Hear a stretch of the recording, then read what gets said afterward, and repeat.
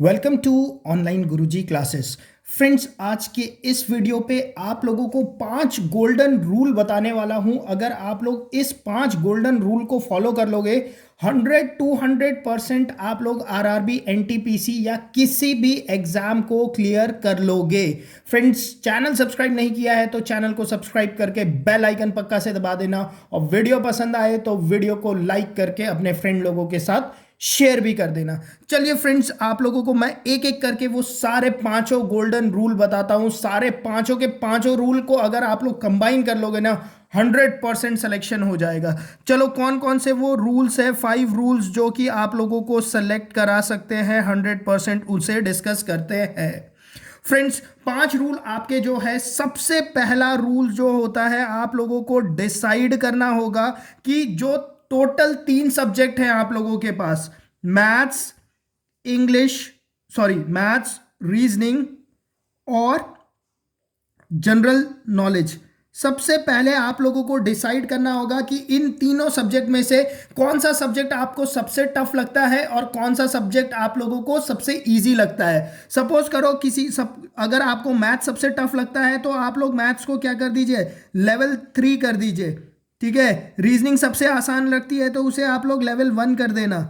ठीक है। और जीके अगर आप लोगों को ठीक ठाक लगती है तो उसे आप लोग लेवल 2 कर लेना।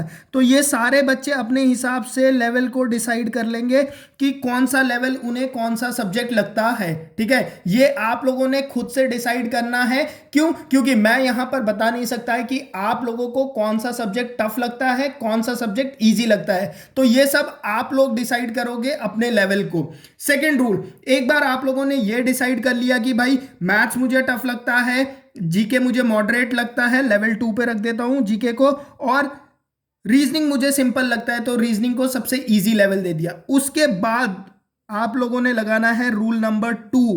रूल नंबर 2 क्या कहता है फ्रेंड्स? यहां पर रूल नंबर 2 कहता है आप लोगों को time distribution, total time and time distribution. ठीक है। रूल नंबर 2 कहता है total time and time distribution. ठीक है। ये बहुत ही, मतलब क्या बताऊं, अगर आप लोग इसे फॉलो करते हो ना, पक्का से सिलेक्शन होना है। दूसरा रूल कहता है आप लोगों को टोटल टाइम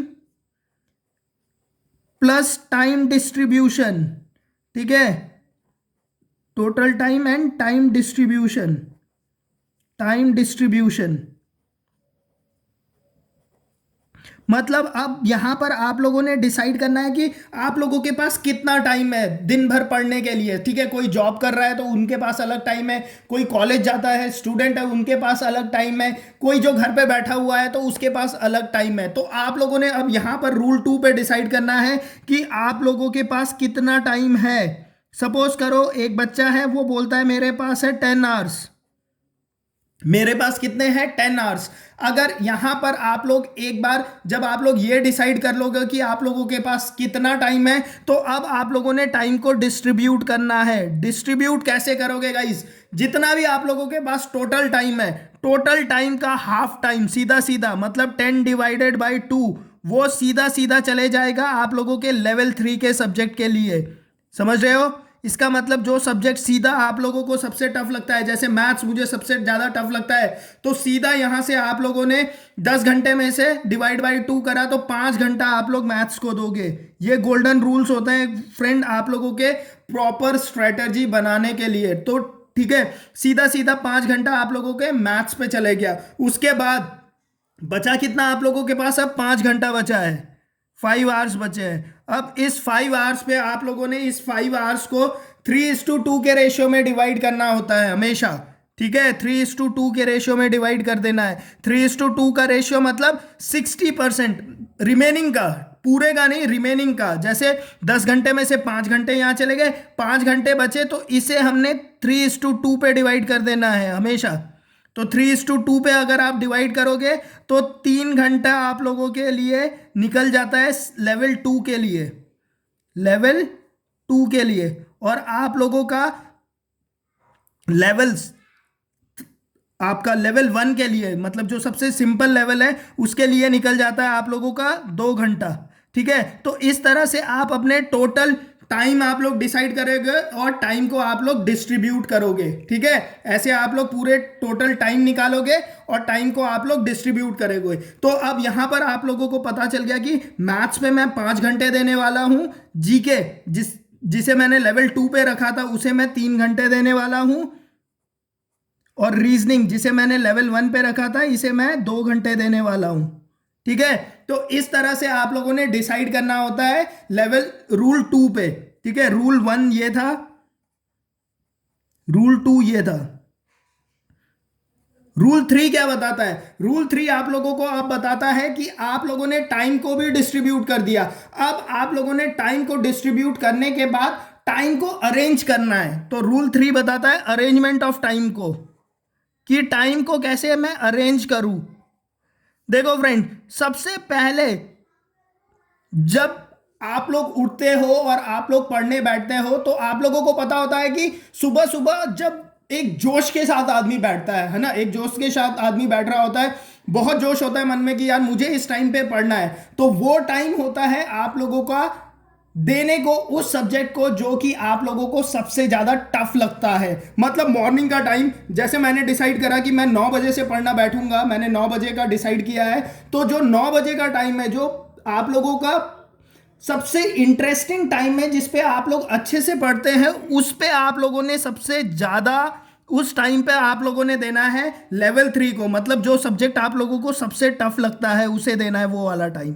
सबसे जो आप लोगों का इंटरेस्टिंग टाइम होता है पढ़ने में, जब आप लोगों का मन करता है, वो वाला टाइम आप लोगों ने देना है लेवल 3 वाले सब्जेक्ट को, ठीक है। तो अगर दिन में पूरे 10 घंटे हैं, जैसे हम लोग इस एग्जाम्पल को ले रहे हैं, तो दिन में 10 घंटे में 5 घंटे तो ऐसा होता है कि आदमी अपना 100% देकर पढ़ रहा होता है। तो ये वाला टाइम आप लोगों ने यूटिलाइज करना है अपने लेवल 3 वाले के लिए। मतलब जो सबसे ज्यादा टफ लगता है ना, उसे सबसे ज्यादा वो वाला टाइम देना है जिसपे आप लोगों को सबसे ज्यादा इंटरेस्ट रहता है पढ़ने के लिए, ठीक है। ओके, नेक्स्ट आता है आप लोगों का, अब कुछ टाइम ऐसे होते हैं, जैसे दिन का टाइम हो गया, 3 से 5 बजे का टाइम हो गया, आदमी बहुत ही बोर हो रहा होता है इस टाइम पे, ठीक है, पढ़ने का मन नहीं करता है। तो वो टाइम जिस पे आप लोगों को ज्यादा पढ़ने का मन नहीं करता है, वो टाइम आप लोगों ने देना है लेवल 1 के सब्जेक्ट को, ठीक है। वो टाइम आप लोगों ने देना है लेवल 1 के सब्जेक्ट को। तो लेवल 1 के सब्जेक्ट को कौन सा टाइम मिलेगा? लेवल 1 के सब्जेक्ट को गाइज अब ये आप लोगों ने डिसाइड करना है, क्योंकि हर लोगों का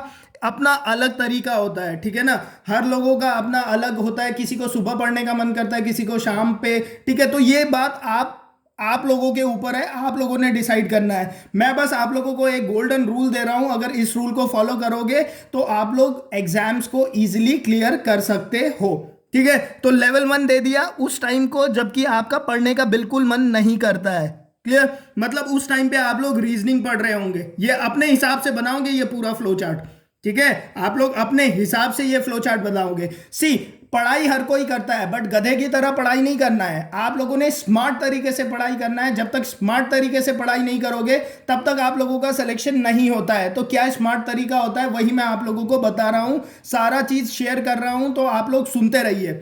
नेक्स्ट, ये हुआ आप लोगों का रूल नंबर 3।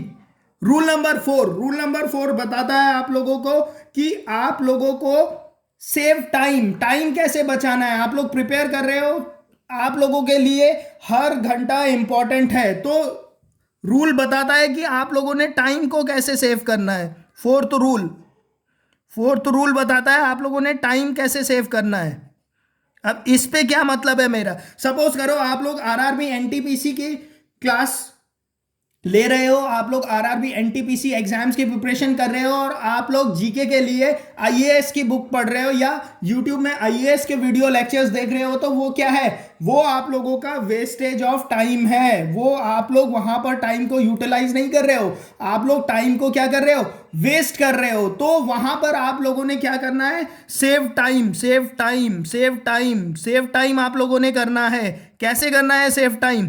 आप लोगों ने डिसाइड करना है कि आप लोग जिस एग्जाम्स की प्रिपरेशंस कर रहे हो ना, आप लोगों ने उसी हिसाब से तैयारी करनी है। ठीक है, अगर आप लोग आईएएस की एग्जाम्स की प्रिपरेशन नहीं कर रहे हो, आप लोग एनटीपीसी के एग्जाम्स की प्रिपरेशन कर रहे हो, तो आप लोगों ने एनटीपीसी के एग्जाम्स के हिसाब से तैयारी करने हैं। उसके प्रीवियस ईयर के पेपर को देखना है, उसके सिलेबस को समझना है, उसके हिसाब से क्वेश्चंस की प्रैक्टिस करनी है। ठीक है ना। अब यहां पर अगर आप लोग, जैसे मैं बता रहा हूं, बहुत सारे लोग क्या करेंगे, जीके के लिए आईएएस की बुक्स उठा के पढ़ना शुरू कर देंगे। पॉलिटी आप लोगों का 5 घंटे में खत्म हो जाता है। आरआरबी एनटीपीसी की पॉलिटी पूरी 5 घंटे में खत्म होती है।